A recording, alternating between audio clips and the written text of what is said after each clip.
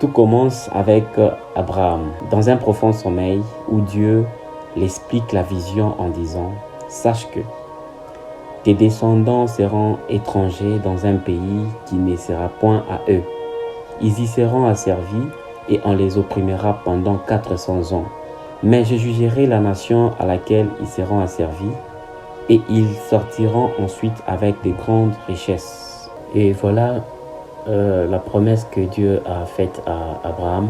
Apprenons à faire confiance en Dieu et à garder aussi sa promesse, quel que soit le temps que ça prendra. Quand Dieu nous parle, apprenons à lui faire confiance. Ce que Dieu me dit finira toujours par arriver. Après la mort de Joseph, il s'éleva sur l'Égypte un nouveau roi qui n'avait point connu Joseph, qui a tout planifié pour faire souffrir le peuple d'Israël.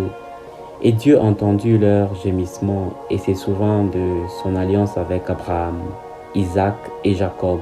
Et ces mêmes jours, l'Éternel fit sortir du pays d'Égypte les enfants d'Israël selon leurs armées. Et vous allez vite comprendre avec moi que c'était une délivrance temporaire. Moïse était un libérateur temporaire.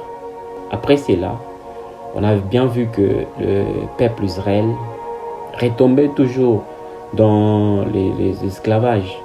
Et nous voyons maintenant que Jésus-Christ est plus que Moïse, parce que lui est venu délivrer nos familles pour que nous soyons libérés, pas temporairement, comme on l'a vu précédemment, mais une libération éternelle. Par sa mort et résurrection, lorsqu'on croit en Jésus-Christ, on ne sera plus esclave, on sera libre. Et la Bible dit, si le Fils de l'homme vous affranchit, vous serez totalement libre. Tout cela devrait nous encourager. Et j'aimerais finir par une courte prière pour jeunes de ma génération. Mon Dieu, merci d'avoir vaincu la mort.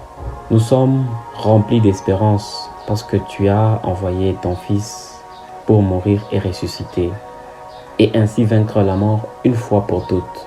En toi, nous pouvons nous reposer. Jésus est le Sauveur ressuscité, l'espoir du monde. Que ton nom soit loué pour le siècle des siècles. Si donc le Fils vous affranchit, si donc le Fils vous délivre, si donc le Fils vous libère, alors vous serez réellement libre. Pas à moitié libre, pas temporairement libre, mais éternellement libre.